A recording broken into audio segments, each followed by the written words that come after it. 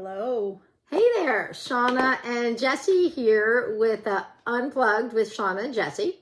This is our podcast that we have the other podcast, but the Equine Clicker 101. But this one is kind of typically for our membership and where we talk about some of kind of the bigger subjects, the heavier subjects, or the concepts within positive reinforcement. So it's not just the how-to stuff. We do that with our Q&As or with the Ask Shawna and Jesse's, but we talk about some of the kind of the conversations we have about things, about all sorts of things.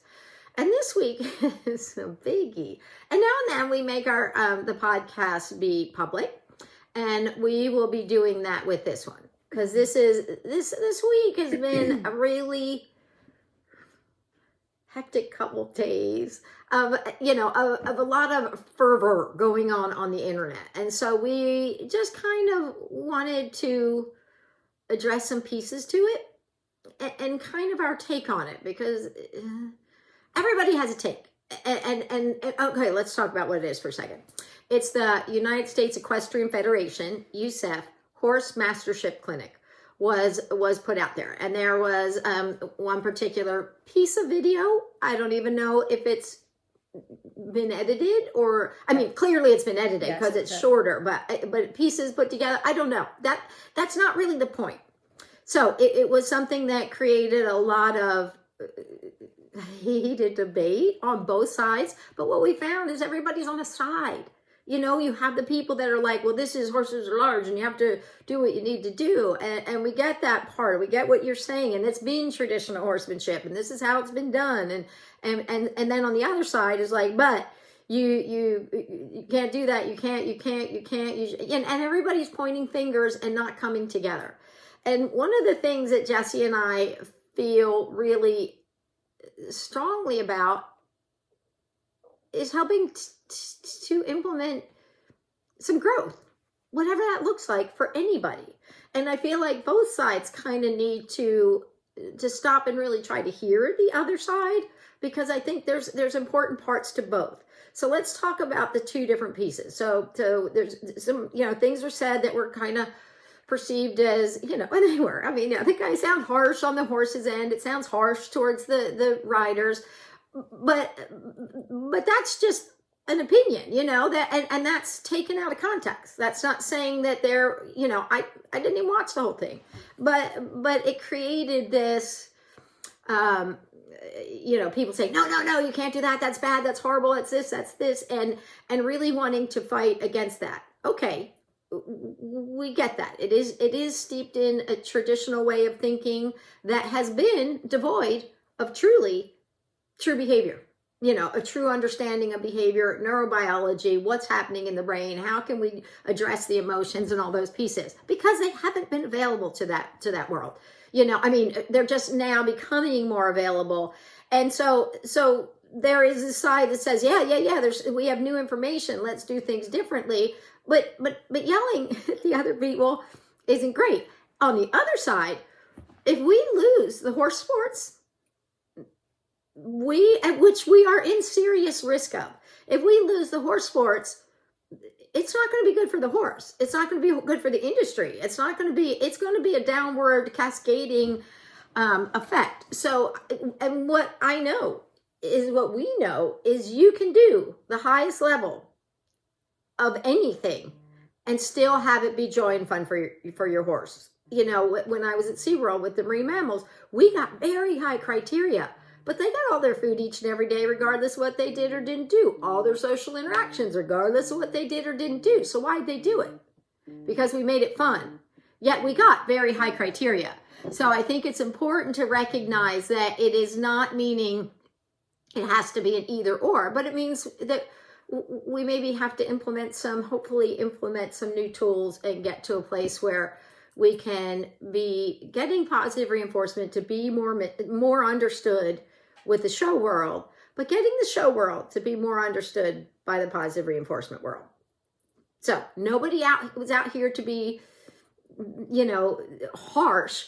they're just doing what they know, and that is super duper duper important. And some of this mentality has really been perpetuated by some of the greats in the industry, some people that are really good riders from days of yore, but maybe their style of teaching or training was a little different, and then they become emulated and perpetuated. Meanwhile, there's also, I think it's really important to realize, not everybody in the show world, no matter what your discipline, because it's all over, and it is within your recreational training, it is in recreational riding, it is in your ranch, training. It's all over the place. It's not subject to just one thing or another, but it's come to kind of, I think, represent the big piece of it.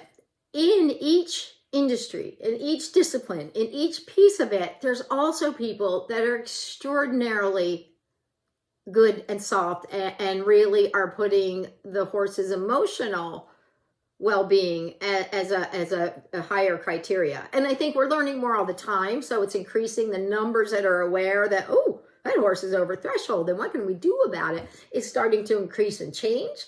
But so we're not trying to villainize any industry, any person. What we just want to do is recognize there's good people and okay, I'm going to reword that, because it sounds like there's good and bad people. It's not good and bad. There's people that do it in a softer way, and there's people who do it in a way that they've known to do it, and that, that there, now we understand it could be done.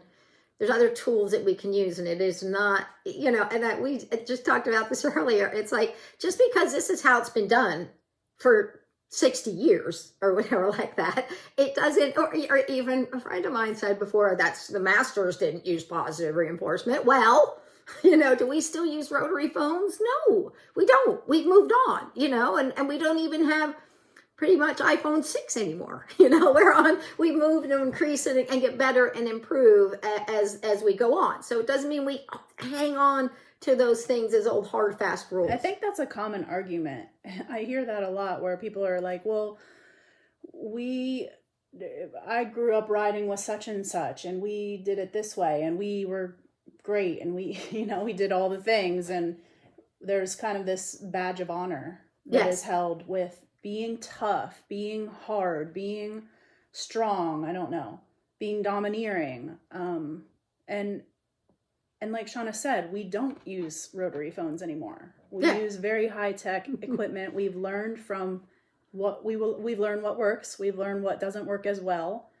And now I think that it doesn't mean that we still can't get high criteria or a lot of things that we can't show. The top accomplished. Yeah. But we don't have to do it we can be soft. Yes. We want to gracefully surrender the days of yore and the way we did it, and try to move into this new understanding. There's a couple pieces I think is really hard for people. One, horses are big. So we also hear this argument that they're dangerous and you have to control them or you're going to get in danger. Like in every post, there's somebody's saying that they're dangerous and you have to control them. Okay, well... But why are they dangerous? Exactly.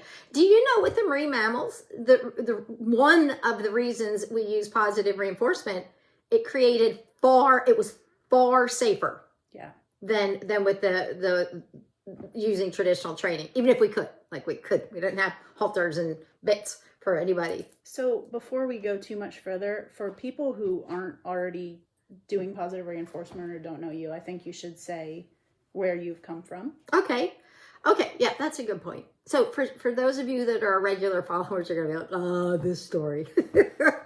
but I came from, so we're going to go back a bit, because I think this is really important part of where we are today, where I am today, but I think where we've gotten today with our better understanding of, of the brain and how it works. When I was a little girl, there's pictures of me in diapers sitting on horses. I mean, my granddad, he worked in the city. He was, a neurologist, psychiatrist, and he had horses on his hobby farm because he loved that part, but he never got there. So me and my cousins tended to be taken. My mom and dad were separated. So now when I go see my dad, We would go down the farm. My cousins would often come down there, and we would be with the horses. Well, meanwhile, in my life, there was an element that was going on that I was being sexually abused from the time I was 3 until I was 16.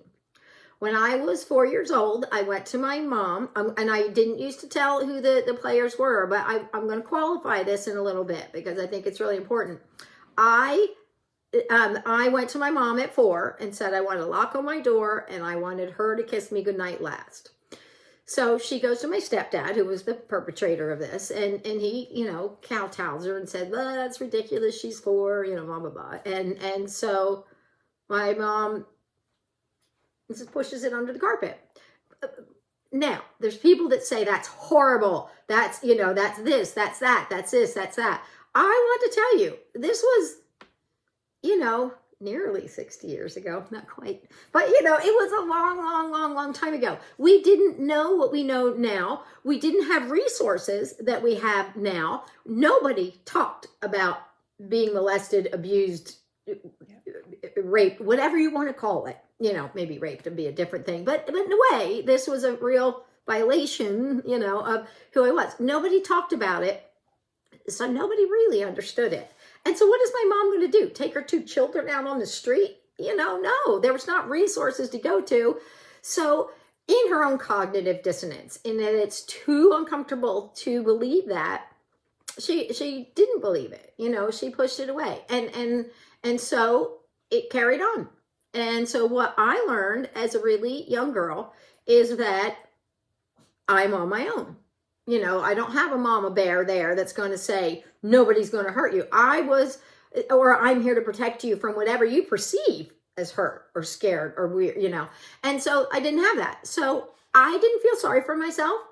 That was just life. You moved on, and I learned that I was had to take care of myself in that way.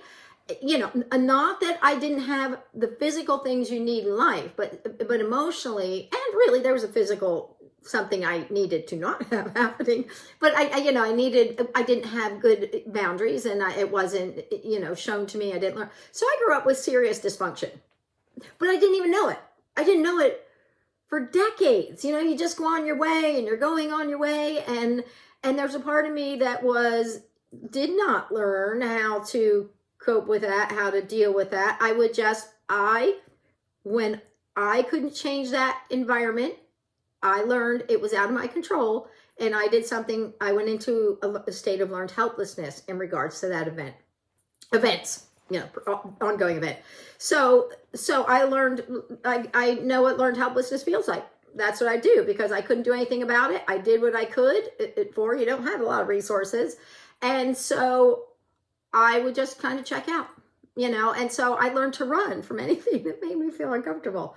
And so did I grow up with some serious dysfunction? I did, because I didn't learn how to do it. And it got to the point where I actually, it does physical, it has those kind of events happening, that kind of trauma, and it is trauma. It is a chronic trauma that went on. That kind of trauma has a certain emotional, neurological permanence.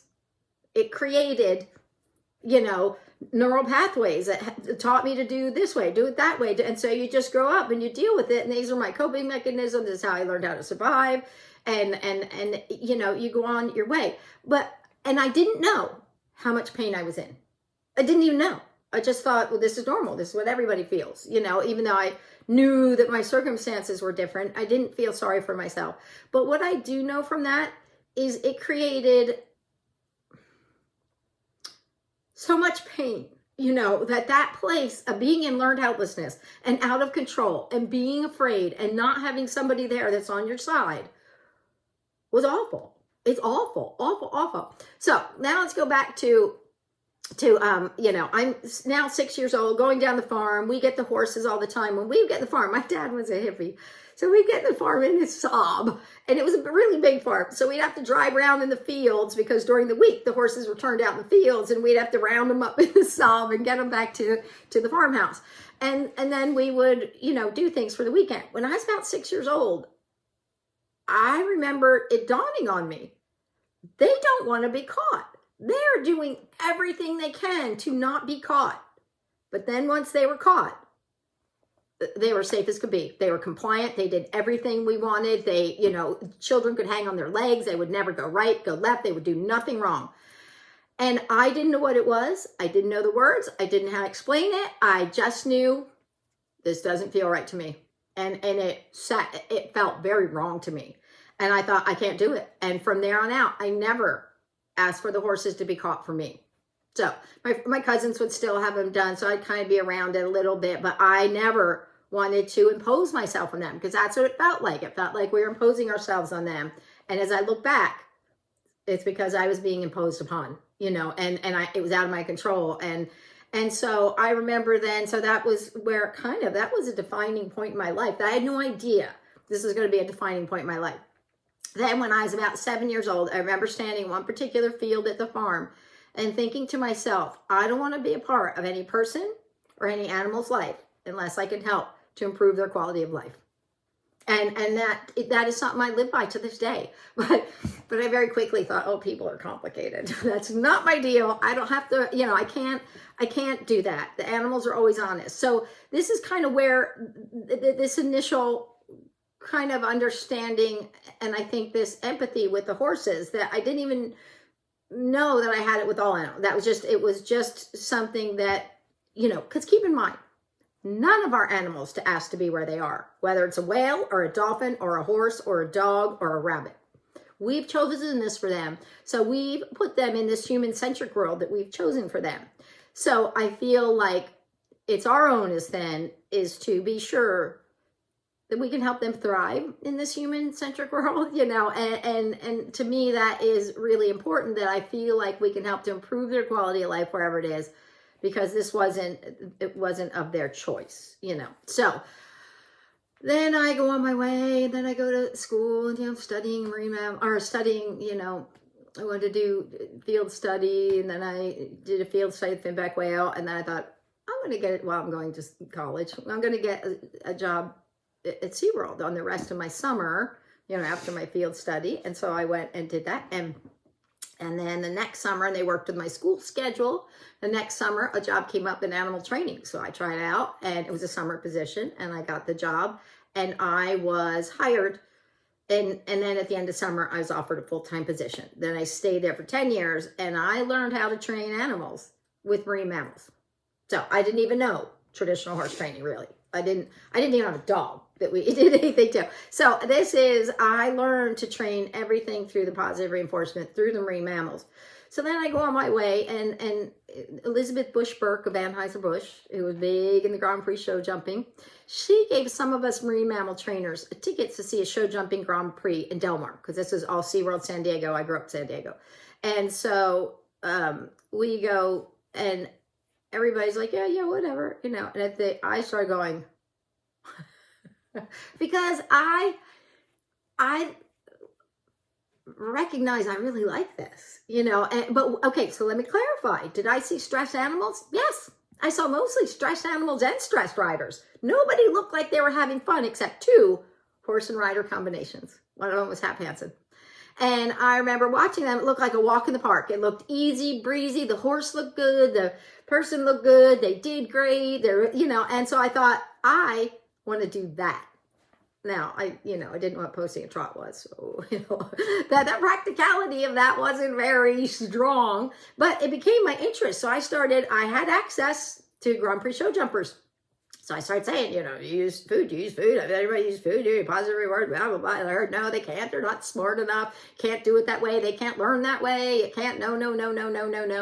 And eventually I saw this little blurb about a guy named Tom Dorrance in People magazine. So I called him on my rotary phone. And I mean, really, because we didn't have internet. And he was like the grandfather of the natural horsemanship movement. I didn't know who he was. I didn't know what natural horsemanship was. I don't think many people knew what natural horsemanship was too much then. And so then he said, yes, definitely it could work. I'd love to see that. Why don't you come to my farm and work with me? And I was like, I got to work. And I didn't, he is a big deal in certain circles of that, horse world. And so, but it got me thinking, okay, I'm taking lessons. And so I went to to Hap Hanson's barn and rode with, a beginning person that was in the same barn, and learned how to ride. And I remember thinking, I want to learn how it's done. I'm not coming in here to change anything before I know how it's actually working, because something's going on. And people keep saying they can't learn that way. I've seen target trained hyenas, meerkats, hippos, rhinos, lions, tigers, giraffes, goldfish, sharks with my own eyes. So I can't imagine that horses can't, but who might say? So then I meet somebody who was working in the food service department, and he was trying to get a job in the animal training department, but we started, and he never did, but we becoming friends, and he was actually an ex-Grand Prix show jumper. He had ridden, representing the United States. He rode Hickstead and, Aachen, and he rode with George Morris for 5 years, and he rode with Ray Texel, Meredith Michaels, Beerbaum, and they were all, so he knew what he was talking about. So as we would be becoming friends, and then we got married, and then we got divorced, and, he's a good guy. It was my own stuff I had to deal with. But as we were, he was the first person to start saying, well, then what would you do with this? Because now I'm interested in horses. And he'd say, well, what would you do? How would you deal with this? How would you deal with that? How would you deal with that? And so it became a sounding board. Then his friend, John Madden, came out there to design courses, jumping courses. So we went to dinner. And Vinton said, tell John about the training you do with the marine mammals. So I said, okay. And so I started talking. And John got more and more and more and more interested, till eventually we sent him home at the end of the night with a clicker. And keep in mind, in the marine mammal world, we didn't call it clicker training. That's a term that came from the dogs. It was just target training, So anyway, then he took it home to BZ. He had a horse who came to them, who was afraid of the riding stick. He couldn't get near him with it. He reported the first day that the horse not only was touching the riding stick, which seemed unheard of, couldn't get him to stop. And he said, please come here, please move here, let's start business, let's do this together. And so we went to visit, and for the first time did the bridge conditioning and target training, meaning teaching the clicker, then teaching the target. It's just the basic foundation pieces, has nothing to do with the riding yet, and taught those pieces. And at the end of the week, Beezy, who was not the biggest talker, she's not full of superfluous stuff to say. And she said, each of those horses you're working with is remarkably better in the arena. And I remember thinking, yay. I didn't know what it was about yet, because this was not how it goes with the marine mammals. Not that we're not changing their, their mindset and their feelings, but they don't kind of come with this different set of training, And so that became the beginning. And I feel like it was the beginning of feel like it's an iceberg. And the top is the training we all think about. And under here is this big giant mass that we don't even see, literally. So we can see it. They get in the trailer, they jump the jump, they go over the water, like Judgment was a good example of using the positive reinforcement to address a big giant issue. And so now that became the beginning of looking under it. And now all we do is focus on the underneath of the iceberg. Which is? The underneath of the iceberg is classic conditioning, which really, we're not going all into all this. This is not a how-to thing. This is kind of maybe a little more about it. But it is a classic condition. It's that Pavlovian conditioning. It's pairing the stimulus with food. So it's food, click, food, click, food, click. Till pretty soon they hear the clicker, and it creates all the visceral inside feelings. Their body starts drooling or doing the things that the food does. So the classic conditioning is part of underneath this iceberg. The neuroscience, the neurobiology is what's going on under here. And the biggest factor that comes out of it, I think that we really focus on, that we can more literally see, is the emotional component. And trying to create a good emotional experience. Because even with BZ, with 3 5-minute sessions a day for 6 days, those horses were already remarkably better in the arena, and the training did not overlap. So that was the beginning, and that's kind of how I got there. And one of the things I want to say for this, when I worked with John and BZ, I got to kind of work in the best situation with the traditional training for me, because I am a non-confrontational person. I do not want to have to go after my animals. You know what I mean? Like, I don't want to get after them. I want to teach them to want to do it. And BZ's mentality, she is one that the way she teaches and the way she trains is not get up in your grill. That she kind of nurtures and brings along and has a different demeanor. It's her nature, but that's my nature too. So, and I know it's a lot of people's nature, but I got to see what could be done, and you could reach the highest levels without this kind of overt, kind of old school thinking in a way, that is, it wasn't old school. It was just traditional horsemanship. But now that we're learning more about neurobiology, we're learning more about the emotional state, we're learning how to implement these things and change emotions and neural pathways and decisions and safety. And then now it is, it's kind of, we're moving into a new era. The rotary phones are going goodbye, and now we're into at least touch phones. But anyway, so tell us about you. Well, I was a traditional trainer for a long time, and I'm going to keep this much more brief than that. But that's pretty standard. I've trained a lot of young horses through primarily the hunters, through like the upper level hunters, and a lot of jumpers too. Some dressage horses, not as much.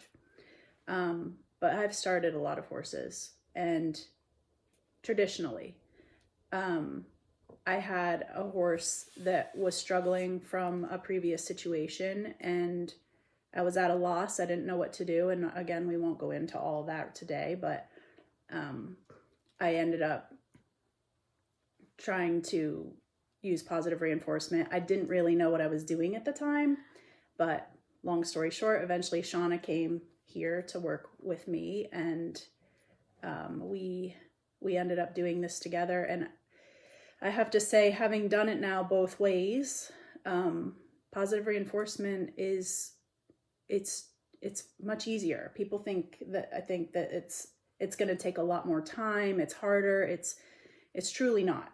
It's been eye-opening for me how important the emotional state is of the horse. To give this a little bit of an example, I just remember when I would start a young horse, teaching them to lunge, and I would use a whip to, encourage them to go forward. And some of them were absolutely fine with that. And I had a few in She's soft, Yeah, around you. Yeah, most of the time I was. Yeah, I'm definitely not, I wasn't perfect. I can tell you that. But a lot of times the horses would be quite worried about the whip. And if they would jump forward or rear up a little bit, or just trying to evade the whip is really what they were doing, I would spank them for it with the whip, which only made them, they might run forward, but then they kind of would settle back down. You get them tired. You think you've done your job. That's not what's happening. They are becoming, like Shawna said, like they're being put into a state of learned helplessness, essentially. And with positive reinforcement, I've realized that I don't have to do it that way. I can still teach them what I want and say it clearly, but I don't have to do it in a way that is harsh. Or I think exacerbating their nervous state. Yeah. And I want to go back for a minute. Thank you, because I think that this is so important. And I think we both have experience with the show road. I started showing right away when I was riding, but then to be able to be with John and Beezy on the road, to be at the barn, to see new horses coming in, to, we do all the pieces, and, sometimes we stayed home and did things and they went, but I got to see all those pieces. So got to see the show world and really the challenges that were part of the show world. And I was like, fine, these things can go together. These don't have to be separate. There's a way that we can work these pieces out. But the more I've understood, the whole training has turned on its ear from what I understood with the marine mammals to now. Mm-hmm. I'd say I've learned 50 times more. But I want to go back for a moment. And when I talked about my mom and my stepdad molesting me, I mean, my mom didn't, but my dad, and it became permissive because she didn't know what to do with it. And people will look at that and be really, really harsh and see them as villains and see them as monsters. They were not monsters. They were both victims of abuse themselves, as it turns out. who never talked about it. Nobody talked about it in their world. Nobody said it was wrong. Everybody kind of knew it was wrong, but it was so long ago that those people, my mom, my dad, were doing the best they could with what they had. And they loved me and I loved them. Was it dysfunctional as all get out? Was it detrimental? Yes, but I think it's really important to understand they weren't doing it with ill intent. They weren't out there trying to create, these damaging things. Everybody just thought it's kind of, it happens and then you move on your way and you didn't get harmed. But damage is being done in the emotional and neurological state. So I just wanted to point out that when these things are happening, even when Jesse's talking about using the whip to have him go forward, that was normal status quo. That was not, and how many people have I come across that have been sexually abused? Maybe not quite as often or maybe worse, but it is very prevalent. And so to kind of, that wasn't being a monster. It was just doing what you knew the best you could. And I think as we look at some of the events that are happening more recently, people are doing the best they could with what they know. They're not out there. Everybody, mostly, I'm sure there's some exceptions, but by and large, people really want the best for the horse. They love the horses. They care about their students. So it's not that people are trying to set out to create this place. While I don't know that trainer personally whatsoever, I have heard enough things over the years that I believe that she does care. Yeah, I do. That she does love horses. Mm-hmm. And if someone wants to villainize that situation or her, then you must also do it to me, because I've done similar things. Yeah. So now that I know better, I don't do that, but we have to get there at the pace that we need to take to get there. And if we are telling people or shoving it down their throats or yelling at them or making them feel stupid, do you think that anybody wants to, do you think that they're then going to be open-minded about what you have to say? It's not possible.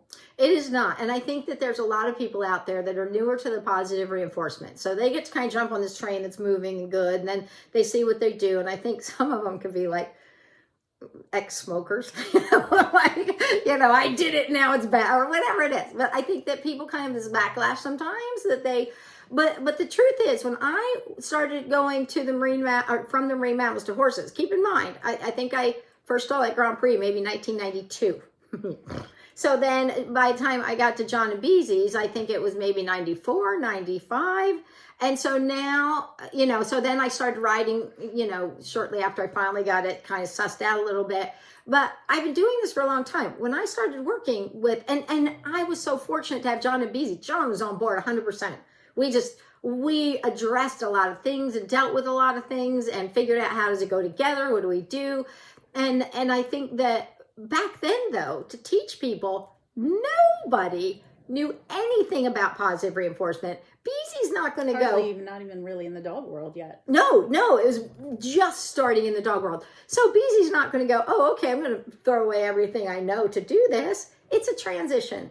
It is a little bit of this and a little bit of that. And it is everybody's own individual journey to figure out how much they want to take on or what does it look like. And sometimes you got to experiment and go, oh, that kind of worked for me. But so I think it's really important that we give people the space and the latitude to take it on in this little teeny tiny bit. Maybe they're going to just try it with the trailer loading, or maybe they're just going to try it for that going forward, or maybe they're just going to try it for that holding still for mounting. Now, there's the positive reinforcement. Oftentimes people look at it as it is, you just feed a behavior and that's it. Yeah. As we look at positive reinforcement and the neuropsychology and the emotional state, or the neurobiology and the emotional state and the classic conditioning, which it kind of is all part of that, we start to realize it is not just feeding the thing. Utilizing positive reinforcement can actually be quite manipulative and unethical. Mm-hmm. So we can do traditional training unethically. We can do, positive reinforcement unethically. Do any of those people really have ill intent? No. So still, we've got to get it right. And there's more to be learned about how we're changing emotional state by utilizing the food. It's not just feeding the thing. It starts to be deeper and it starts to go below the surface and starts affecting their emotional state, their perception of the world around them, their trust, their relationship with people. So I think it's really an important component to point out. Yes. So, let's talk about boundaries. Okay. Positive reinforcement, and people a lot of times are thinking that positive reinforcement horses don't have boundaries, and they Yes. and also hand feeding. Yes. What hand feeding can lead to. Yes. And okay, that's a really good point. So as this kind of, hubbub began in the past couple of days, you have these two sides, one attacking one side, one attacking the other side. And so you're hearing these arguments from both sides. So, the person, the big thing I think we hear on the traditional side about positive reinforcement is that horses are dangerous and horses are big, and they must listen to you. Yeah. Not gonna go bribing them. Yes. To get things done. And that is true. We want them to listen to us, but it is, people think that positive reinforcement is without boundaries. It's like, you do whatever you want and I'll just capture it when it happens and I'll just feed it and that'll be good and you do you. Now, is there a point when you first start working with a horse with positive reinforcement and when you give them a voice and you're kind of a little bit gone, I want to hear what you have to say, because it's information that helps us to assess and then determine a better way forward? Is there times sometimes I go, no, and we go, okay, I got to help you think that's a better idea. So now we have tools to change that. But it's not just willy-nilly whatever you want. We teach them boundaries. We do have boundaries. Now, that doesn't mean we physically are using punishment to create boundaries. It simply means we go, okay, I get that you're not, I think Henley is a horse that she bred. She's a beautiful little sweet horse. She is 4 now. She is full of personality. She is full of personality and confidence and boldness. And so in the beginning of, starting to ride her, you could sit and go, I don't want to hold her on my head. You're like, well, we're going to keep going. We just have to work with it. We don't just go. And I could see that she is at some point in time, she would sometimes go, I don't want to, because she was just a baby who didn't understand and didn't see a reason to do it. So I'd say, okay, well, we're going to work on this concept at the lowest levels. So she'd go, I want to go that way. And we'd have halter and lead her up. And I'd say, Henley, we're going to go this way. And then she'd go, okay. And then as she'd be walking with me, I'd click and reinforce and I'd go the other way. So now it wasn't a big grand juncture in the road where danger is coming in, but it's setting her up for her to start thinking your ideas are worth listening to. So we continue to perpetuate that there's going to be a time that we're riding. We go, we got to go this way. And I want to be able to go that way. And she goes, okay. And just goes with and doesn't go, it doesn't keep her alarmed and rattled. And I think one of the things that I think is the biggest struggle, so we want to create, okay, rabbit holes. So I think having boundaries is really important. Also, what we do find is because food is it is one of the most valuable, the most salient reinforcers we currently have in our training system. That's big. That's saying something. But we don't often really know how to use it in a systematic and constructive way. The goal is to fade the food from every behavior.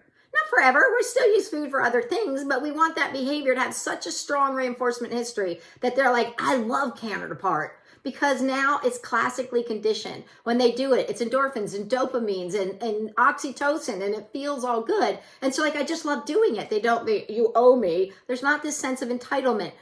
Positive reinforcement training should not be all about the food, even though it is a major role throughout. Our goal is to engage them in the game. They've done studies where they gave animals free food, and then they taught them to hit a lever for food. What do you think they tend to do? Tend to ignore the free food and go to the lever for food. The game is what kept those marine mammals so engaged, is they love playing the game. They got all their food. They don't need it from us. But what it does tell us is food is very, very, very valuable. So it can create unintentional behaviors that we don't want. Like if we are not aware of what we're feeding when we feed, we may get a horse who's mouthy and pushy. One of the first things we do is teach them to keep their heads to themselves. We address this. I was just going to say, to kind of put this in a picture, is every time we feed horses their meals, and you have this barn clamoring full of horses, pinning ears, maybe kicking the walls, maybe not, whatever, but they've been reinforced day in, day out to have this behavior. When if you simply stand at the door and wait until that behavior stops and then feed them the bridge signal if you can. Yeah. You're going to probably quickly extinguish that behavior.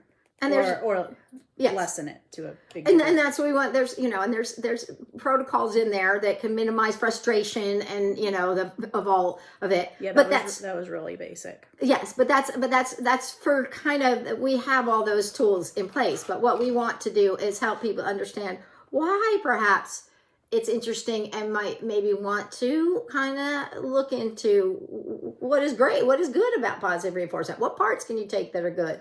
So food is super, super, super valuable. Food also, when they're getting food, it is endorphins and dopamines, which it leads to the oxytocin. Did you know when you're using pressure and release, that is called negative reinforcement. Pressure release is a mainstay of traditional training or natural horsemanship.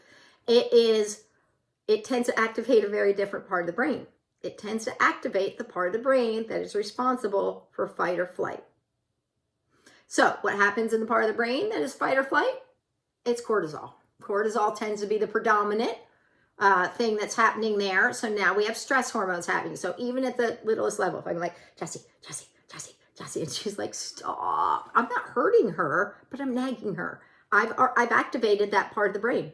I've activated the fight or flight part of the brain. One of the things we do know, everybody I think knows this, too much fight or flight is not, actually fight or flight period, but especially too much fight or flight is not ideal state for learning. And when we oftentimes get to the horses, so one creates good feelings, endorphins, dopamines, good things. They think, oh, I love this. I want to do this. How can I get more of this? And the other says, I don't like this. This is cortisol. And what are we teaching them to do? We're teaching them to be experts at escape and avoidance. I have another little analogy for this too. Yes. Analogy way. I just remember when I was younger in school, there being certain teachers that were like, they were just kind of scary. Mm-hmm. Like they had a way about them, not that they were hitting kids or anything, but they just had a way about them that was very intimidating. Kind of harsh feeling. Yes. Yeah. And I remember, and those teachers also tended to like to call on you even when your hand wasn't raised and you didn't know the answer a lot of times. And if you didn't, I just remember them calling on me and feeling this adrenaline rush, which stopped me thinking. Like it didn't let me process and think about what the answer actually could be. Right. Because I was so concerned with that, plus the social pressure of all the people listening. And then I had teachers who were great, who you never felt that way. You felt safe. And if they called on you, you could think. Yeah. And I think that's kind of very similar to what we can potentially do with the horses. Yeah. You know, especially when you get to a show and there's all this anxiety, even especially on the part of the person, and they're putting this pressure on the horse and it's not going their way. And we're making it almost impossible for the horses to be able to think and process and to make good choices. And the emotional state that is coming behind that, like Shawna said, are this cortisol. They're not stressing. Things that are helping. Mm-hmm. They're things that are harming and actually harmful to the body. Yeah. Actually, yes. I think this is a very good and under kind of evaluated point maybe is cortisol is damaging. Mm-hmm. You know, we have these little tiny legs under our horses that we want to last. And to create tension and cortisol, it is not ideal. But just like for people, what do they tell you? If you have a terminal disease, what is one of the biggest things of longevity? It's a positive outlook. Okay, so let's think about this for a minute. Horses tend to be what we call neophobic. They find new sights, new sounds, new smells, new things are scary first. So their first thing is, what is that? And it's suspicion. It is stranger danger. I mean, that's the first place they go. So, and that is the nature of horses typically. And they can get it genetically. We can teach it. A lot of things, unintentionally teaching it, but they go, stranger danger. So their perspective from that horse is pessimistic, and this is the majority of horses look and think, oh no. So they immediately are suspicious of new things. Well, that right there is cortisol, but that means they're going around with their adrenaline starting to rise, and then they're thinking, how do I escape? How do I avoid? How do I escape? How do I avoid? Keep in mind that escape and avoidance is not, their prefrontal cortex isn't developed enough to be malicious and conniving and plotting. No. They are trying to survive. So when your horse has a big reaction, it is genuine. It is 100%. They are worried that they don't know what it is. They do not understand. They don't know what the answer is, and they think it's danger. So when you're going down a line and you feel, you want your horse to stop straight, and you pull hard on the mouth and they fly their head up in the air and they're doing it time after time, we need to take this as information, as this hurts this horse. Yeah.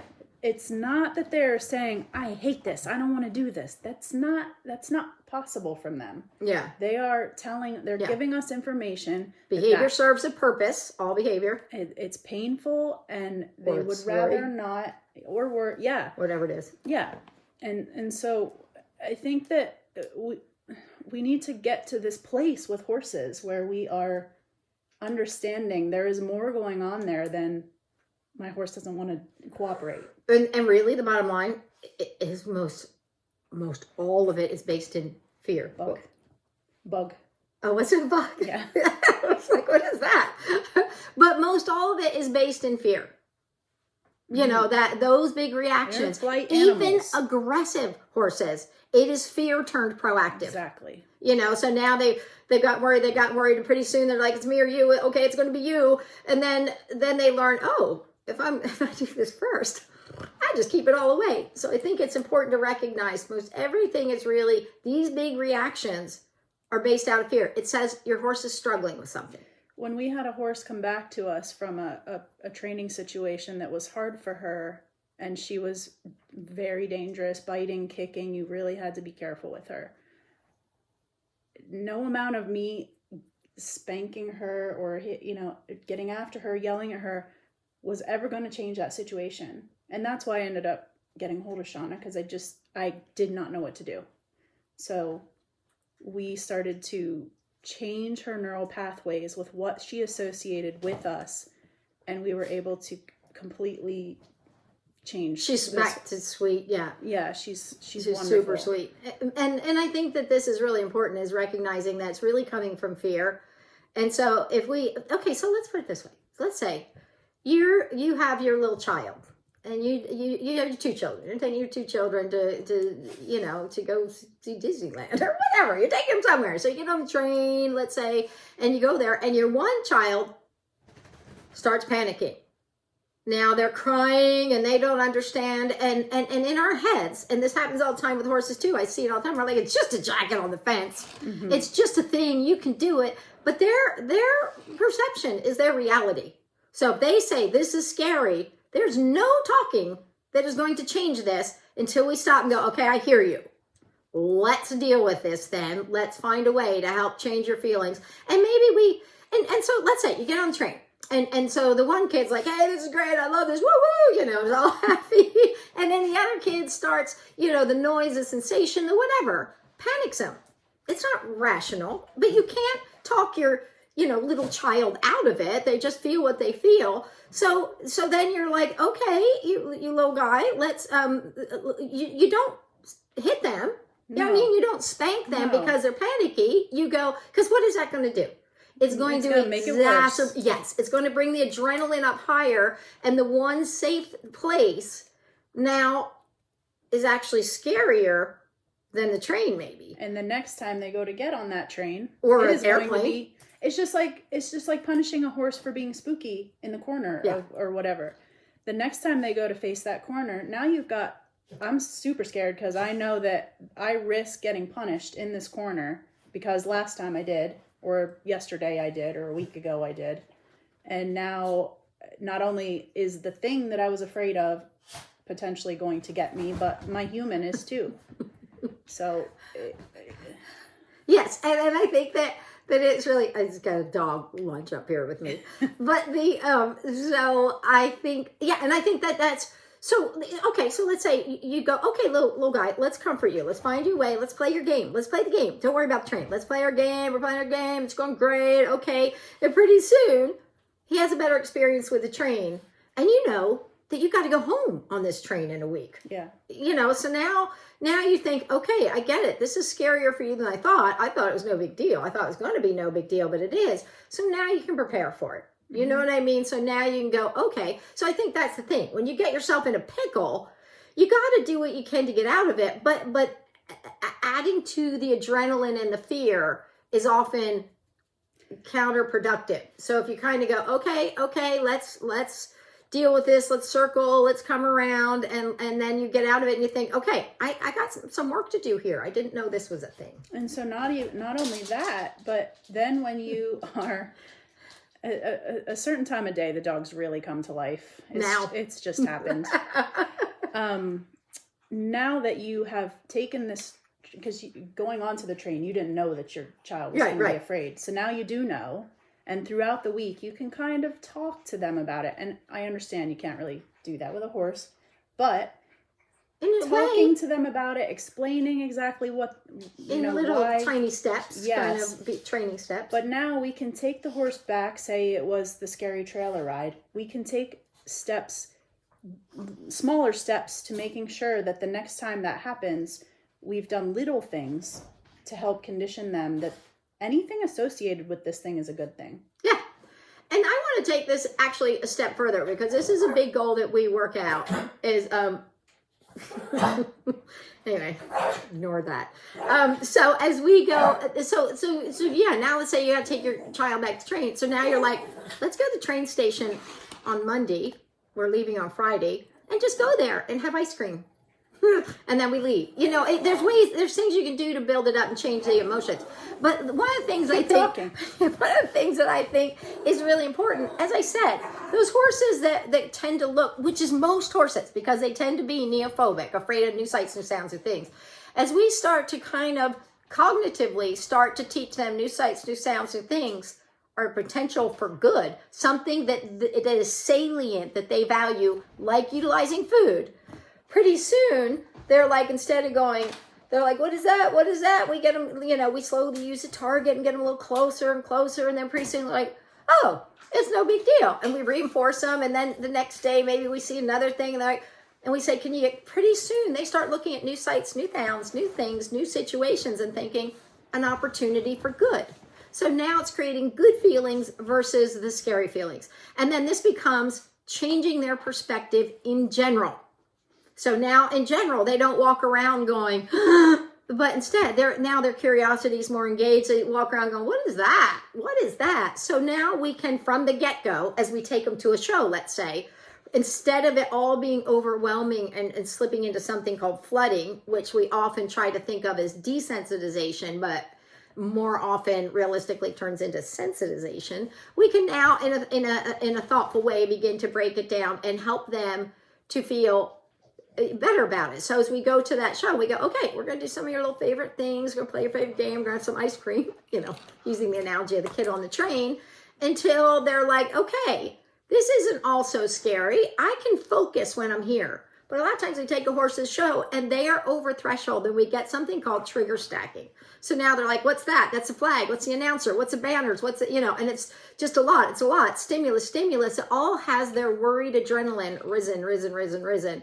And they don't know how to find their way back to being calm. So if we can kind of prepare them that new things equal good, it lets them be able to not be in fight or flight, lets them relax enough to be able to focus. So again, this isn't saying that anybody is bad out there. What we're just saying is we have new information. And now that we have the new, and for years now, I focus on the positive reinforcement, not saying not to do anything else, but trying to say, if we can learn why this is beneficial and learn more about the science and the neuroscience behind it, I think we can really help to change their, we can keep them at a place that is a better headspace, to keep it at a place where they're more relaxed, where they can, and even we have exercises we do, which teaches them self-regulation. So they can start up there and back to this, and they can find their own way back. So equipment isn't, we're not using bigger, more equipment to make them do something, which the struggle with that is, if we can use equipment that says you cannot do that. But oftentimes what happens is their head is in the same place it was, and maybe worse, because now they don't have the control. You know what I mean? They're like, I'm frightened and I can't do anything about it. And they can make them more sensitive as opposed to less sensitive. If we can teach them tools to bring themselves back down, we can teach them to settle and relax their bodies. We work it on a physical thing, and we have behaviors that will work relaxation, relaxed energy into the behavior. So we can then teach them to regulate and bring themselves back down. They do not want to stay in that elevated, jacked up place. Believe me. So if they have a way to do it, and we have little tools, we can go, okay, let's go back to bending. Remember, bending has nice relax, or whatever the thing is that we have thoughtfully and systematically built a reinforcement history with positive reinforcement. We now have tools to change their emotional state, so we can get more of their physical, I have a neighbor again, so we can get more of them to be in a safer place. A horse who is over threshold, any animal that's in fight or flight, whether it's a dog or a horse, it is not your safest option. So if we can teach them to relax and be focused, we don't have the safety. Okay, I'm going to bring this up because this is a topic that, people, I get it. The marine mammal thing, animals in captivity, our horses are in captivity too, let's just say. But we get that. I'm not saying that that's a great thing. But in the millions of interactions at SeaWorld with the marine mammals, there's been one death. Tragic. It is tragic. It is not good. But millions of interactions, there's been very few injuries and one death. That is actually a really good track record. We know that frustration may lead to aggression. And so frustration for a marine mammal, that's going to be deadly. But you know what? It could be deadly for horses too. And this is why people say, you got to get after them. They're too big. Because you know what aggression can look like? The frustration leads to bolting, rearing, striking, bucking, kicking, all of those things are expressions of them saying, I am not in a good state. So we can kind of recognize, his head went up an inch. Doesn't mean we have to change everything. We say, but you're communicating something. Mm-hmm. And I'm just going to take it in. Okay, that eye looks a little pinched or a little hard. Okay, now maybe we're starting to have tension creep in, which may lead to frustration. So we can adapt before we get to the big giant place of the rearing and the striking. As a traditional trainer, I think that's one thing that I really wish had been taught to me, is to recognize facial expressions and body language more than we do. Because it's the nuances. That's our communication. Yeah, because if you can head off something that is about to occur, you're so much better off than waiting until the horse is rearing, biting, strike. And we weren't taught to see that. Yeah. We're not. Very few people talk about it. Like, yes, snorting or something big, we see that, but we don't see the shift in the eyes, the tenseness in the lips. Something that I noticed working with horses. Shawna and I teach clinics all over the place. Was when horses would start to let go their worries, they would start blinking a lot of times in a row. Yeah. Slow, kind of like batting their eyes at you. It looks all dreamy and yeah. And when I saw it, actually, I got very teary, because this particular horse that I have in mind, he had done a lot of natural horsemanship, and I think that he was very much on guard all the time. Uh-huh. And he kind of wanted to be a little nippy and a little snarky.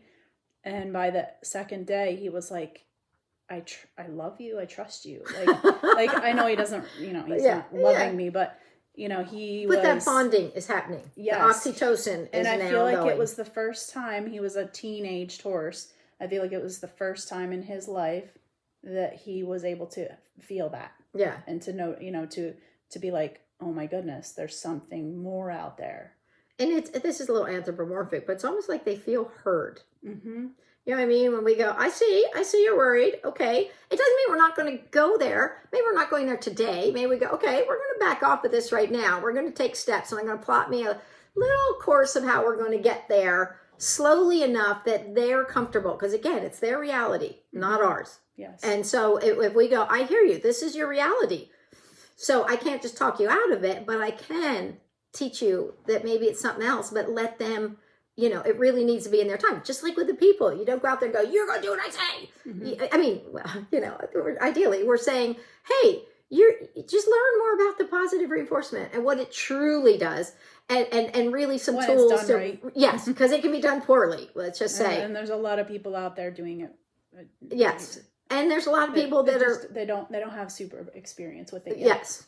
Especially with show levels, but in any level. And then what you also see is then there's the people that are also being punitive on both sides. You know, you have the positive reinforcement. You're like, that's not positive reinforcement. But that's how we do it with our horses, with little teeny tiny steps, and we give our horses a chance to kind of show us that they want to do it and they get it.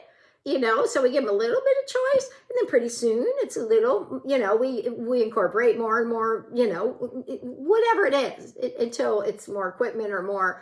But we know now that we've done it in a way that they're saying yes. Well, we got to give the horses and the people time to say, okay, I want to do this, you know. When you get them on board, and this is one of the things that BZ recognized, that once you get them on board, you have a horse. What's in it for your horse to do a flying lead change? Outside of the balance, but you know, we created the out of balance to want to get in balance. So when we put something in it for them, they become invested in the training and the outcome of the training. This is a game changer that John Madden saw right away. Mm-hmm. Right away. He said, at one point he even said, you guys are going to be my secret weapon. And I told everybody about it. That was a long time ago. But I think that when we put something in it for them, we change that. And one of the things that Beezy said on that very first video we did, where she was a part of, she said, we finally have a way to tell the horses yes.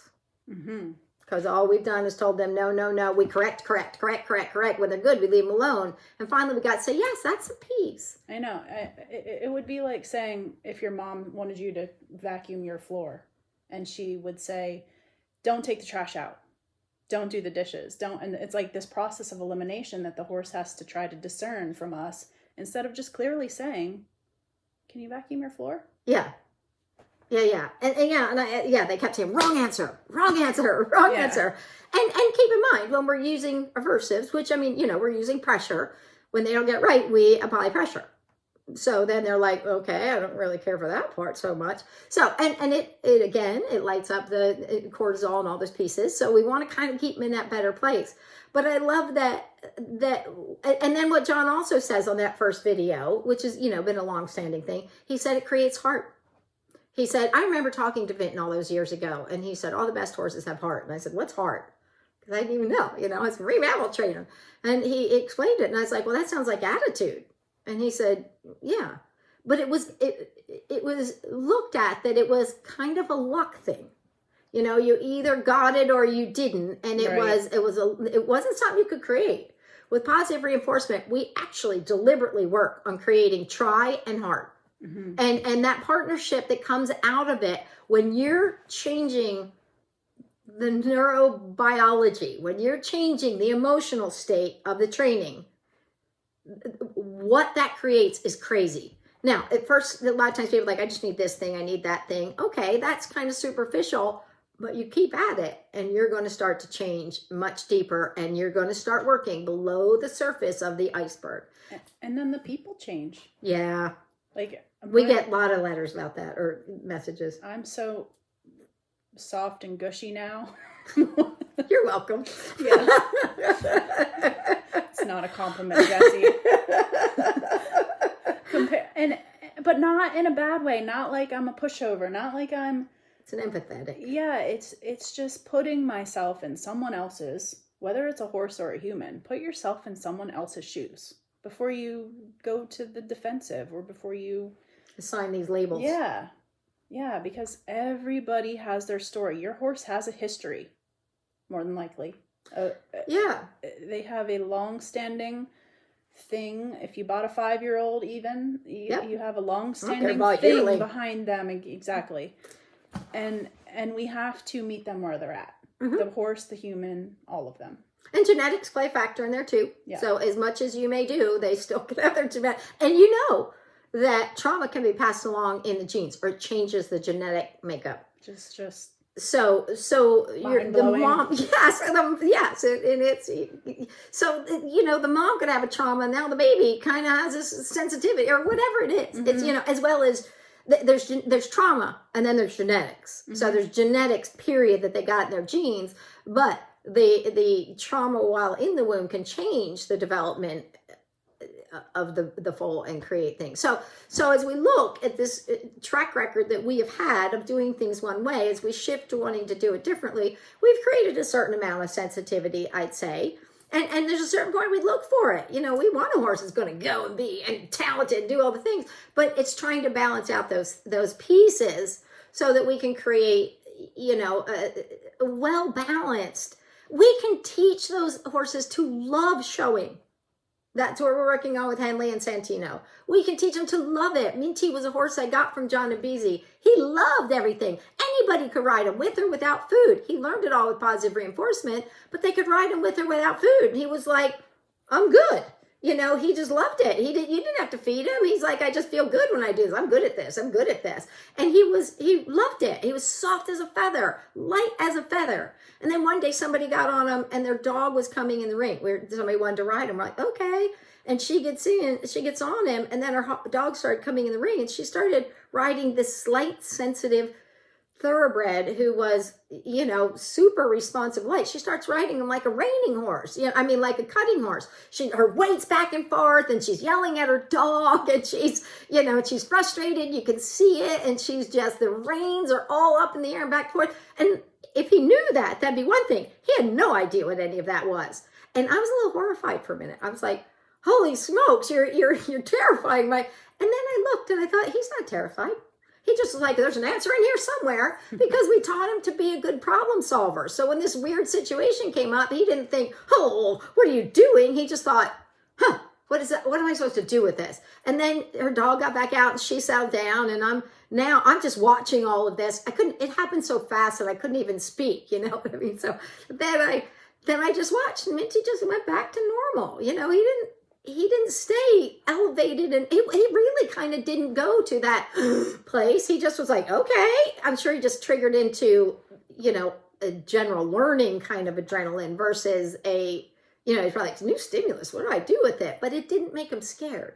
And I think that that's really important, that we're creating resilience in the best way, because he looked at the world as good, not bad. Somebody brings something like that. And we also prepare them for all the traditional cues. Mm-hmm.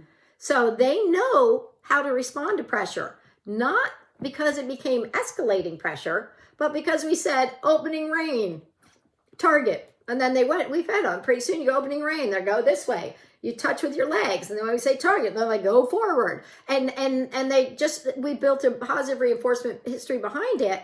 And there's been times that we've also needed to work through triggers of a horse that if you pulled on him, he reared, so now we could create all those things so that if somebody yanked on him, he's going, oh, hey, and he didn't worry about it. And it wasn't like it triggered him. He could just go, okay, it's no big deal. So we prepare him to be able to be handled, ridden, all the real world stuff. Yeah. We're not trying to create hothouse flowers that are bubble wrapped and can't do anything. So I think that is kind of one of those misnomers in the positive reinforcement world, is that we're so mushy and soft that we're without, safety, and that's just not the case. Safety is first and foremost, but now we're going to do it in a way that we can say, okay, I need to anticipate that this, what do we do with that? So there's a lot to all those pieces.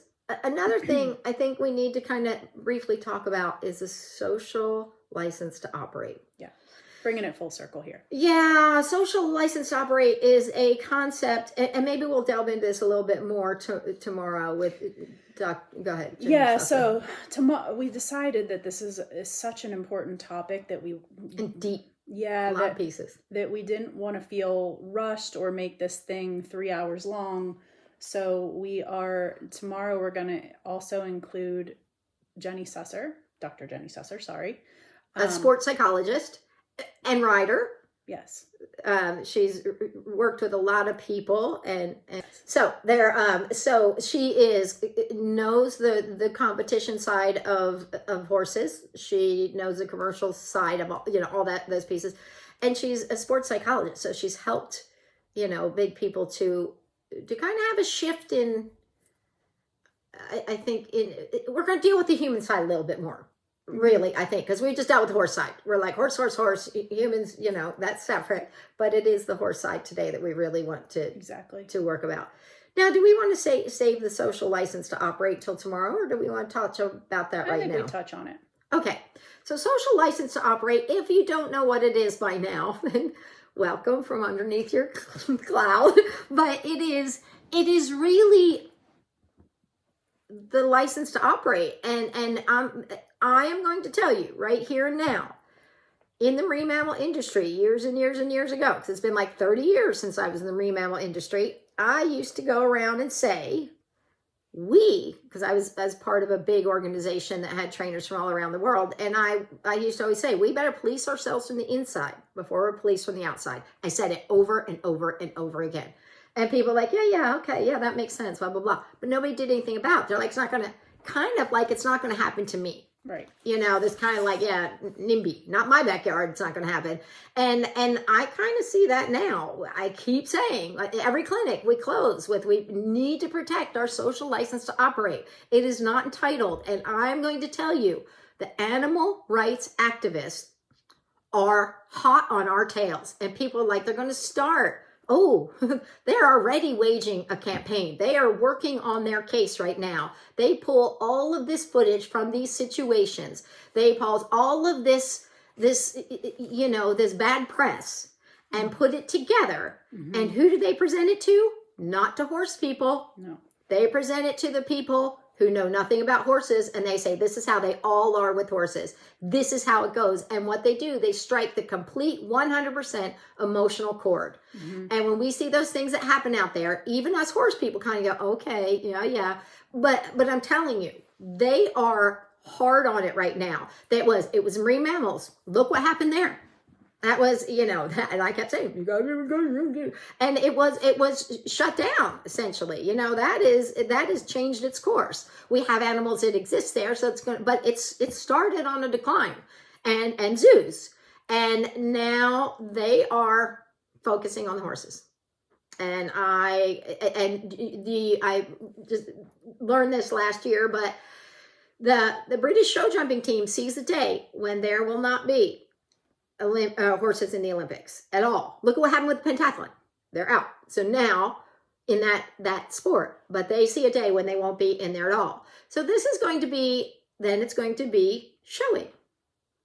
Then it's going to be, and it's going to continue down. And while you may think, but I don't care, I don't show, it's a whole industry that is going to collapse, because now you're not going to be able to find the food or the boots or the whatever the products are that you get, because the industry is going to go, it's not worth it. There's not enough there. And what happens to all those horses?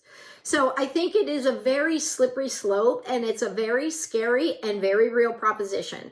And I think we as an industry, I don't want to lose horses in the Olympics.